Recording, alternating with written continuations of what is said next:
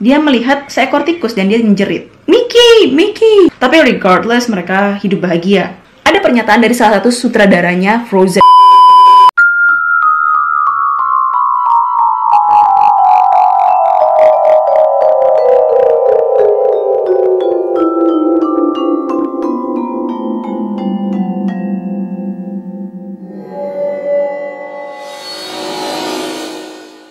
Bada bing, bada bu. Hai bestie, apa kabar semuanya? Semoga kalian baik-baik aja. Balik lagi ke channel aku. Dan karena hari ini adalah hari Jumat, makanya kita waktunya untuk cerita tentang kumpulan kisah. Khusus hari ini aku mau cerita lagi tentang konspirasi-konspirasi. Dan seperti judulnya, hari ini aku akan ngomongin tentang konspirasi kartun-kartun Disney. Kita semua pasti tahu lah apa itu Disney. Disney itu terkenal banget. Dalam kehidupan kita nggak mungkin kita nggak pernah ngeliat satu aja karakter Disney. Ada di mana-mana. Ada Frozen, ada Winnie the Pooh, ada Mickey Mouse, dan lain-lain. Sebelum kita ngebahas tentang konspirasi-konspirasi Disney ini, aku pengen ngejelasin sedikit siapa sih sebenarnya Disney itu. Jadi Disney itu dibuat oleh seorang pria yang mana dulu adalah seniman yang bernama Walter Elias Disney. Nah, dia lebih dikenal dengan nama Walt Disney. Walt Disney itu dia tumbuh di keluarga yang kurang mampu, tapi dia suka gambar. Terus omnya dia punya om namanya Ed.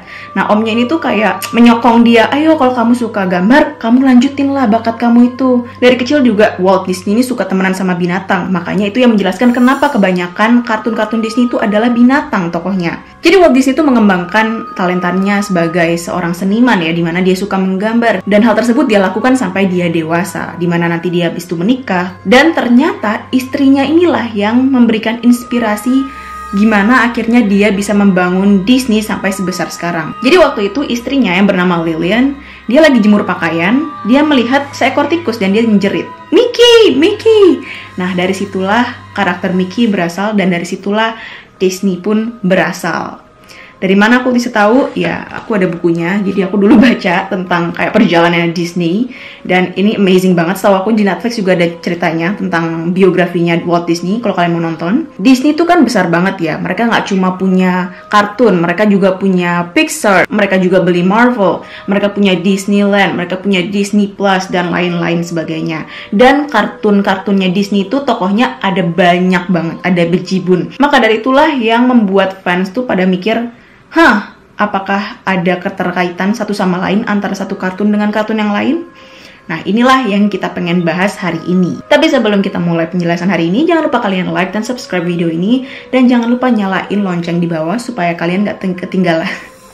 Supaya kalian gak ketinggalan sama video-video terbaru aku. And now, let's begin. Jadi, konspirasi yang aku pengen bahas hari ini tuh adanya keterkaitan antara 4 kartun, yaitu Frozen, Tarzan, Tangled, dan yang terakhir adalah Little Mermaid. Loh, keempat kartun tersebut kan dari zaman yang berbeda, latar yang berbeda, kok bisa mereka saling berkaitan sih?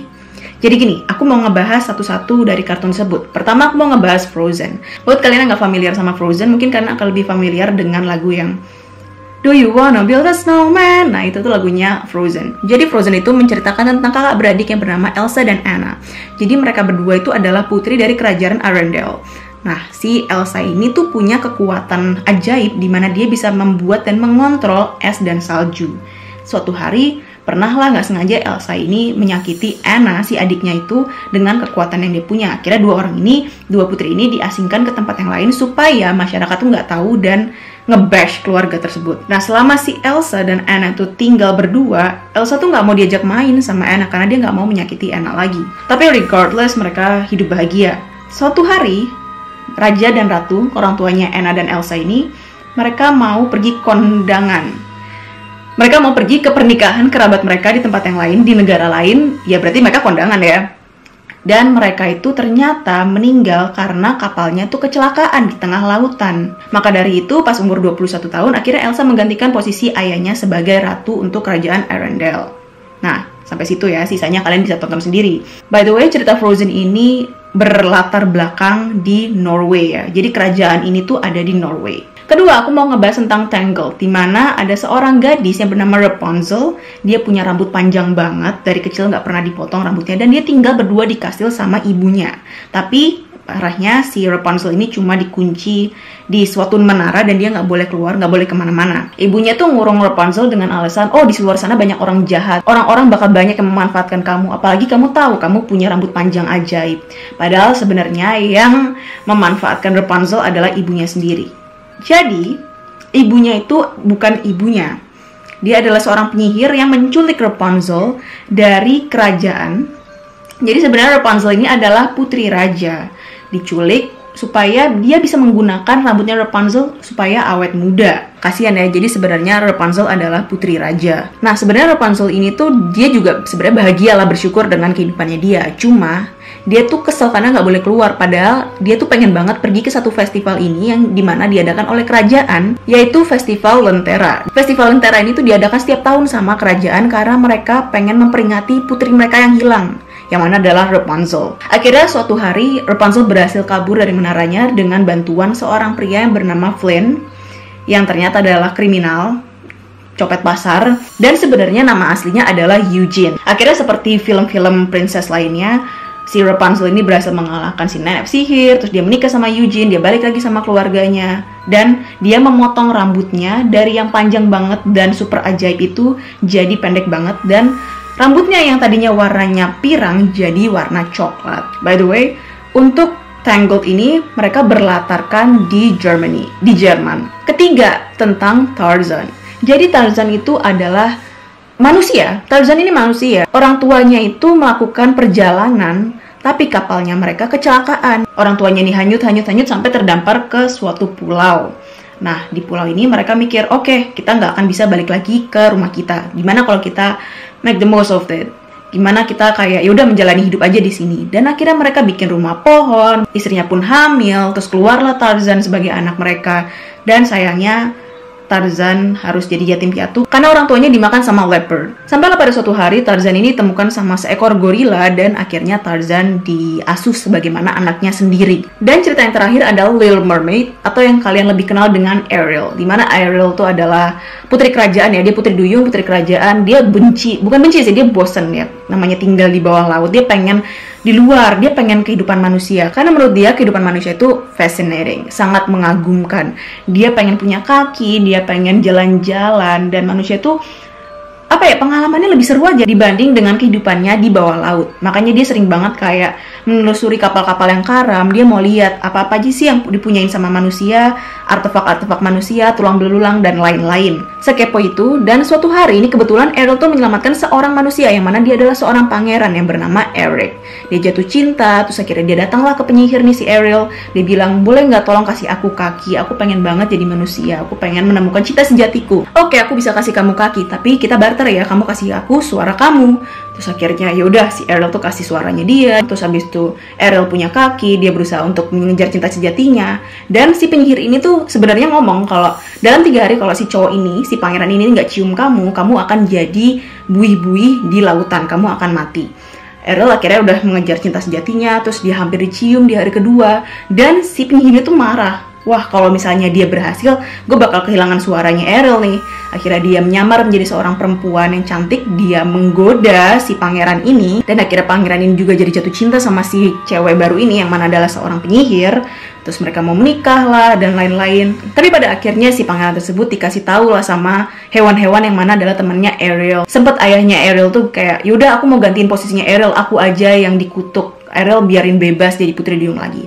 Tapi in the end, pada akhirnya, nah, kerajaannya Ariel ini terletak di daerah lautan Denmark. Oke, jadi teori yang pertama kita mau ngebahas ya. Di sini kita bisa lihat ini adalah acara penobatannya si Elsa, di mana banyak banget tamu yang diundang, tapi mereka semua tuh VIP. Dan kita bisa lihat di sini ada Rapunzel sama Eugene. Rapunzel di sini posisinya rambutnya udah coklat. Tadinya kan rambutnya dia pirang, terus udah jadi coklat. Terus rambutnya udah pendek, mengindikasikan kalau mereka datang ke acara penobatannya Elsa ini setelah Rapunzel selesai bertarung dengan si penyihir, dan kemungkinan besar setelah dia menikah dengan Eugene. Selain itu kita bisa juga melihat adanya kemiripan wajah antara Elsa dan Rapunzel. Mereka juga sama-sama punya rambut pirang panjang, dan mereka berdua tuh punya kekuatan ajaib di mana si Elsa bisa mengendalikan membuat salju dan es, dan si Rapunzel ini bisa menyembuhkan dan membuat orang awet muda dengan rambut panjangnya. Nah, dengan kejadian di mana Rapunzel itu diculik karena ada orang yang ingin memiliki kekuatan dan keajaiban dari rambut panjangnya, masuk akal ya kalau ayahnya si Elsa ini tuh agak sinis dengan kekuatan yang dimiliki sama Elsa. Dan bahkan dia sampai kayak mengasingkan Elsa ke tempat lain. Mungkin sebenarnya ayahnya tuh mengasingkan Elsa tuh bukan karena dia takut Elsa tuh nggak sengaja menyakiti warganya, tapi lebih karena dia tuh takut kalau ada orang yang ingin mempergunakan Elsa, mempergunakan tenaga dalam, mempergunakan kekuatannya Elsa untuk kepentingan mereka. Selain itu, film Frozen itu kan dibilang kalau orang tuanya Elsa meninggal 3 tahun yang lalu. Film Frozen ini dikeluarkan tahun 2013. Dan tebak film apa yang keluar 3 tahun sebelumnya, yaitu film Tangled yang keluar tahun 2010. Jadi menurut fans, mereka mengeluarkan teori kalau orang tuanya Elsa dan Anna itu pergi ke kerajaan Rapunzel untuk menghadiri pernikahannya Eugene dan Rapunzel. Tapi sayangnya kapal mereka kecelakaan dan tenggelam di Denmark. Kita bisa lihat sendiri di peta kalau Denmark ini terletak tengah-tengah persis antara Norway dan Germany. Tadi kita udah bahas ya kalau Frozen itu berlatar di Norway dan Tangled itu berlatar di Germany. Dan itu berarti kapal yang dinaiki oleh ayah dan ibunya Elsa adalah kapal yang sama seperti kapal yang dijelajahi sama Ariel.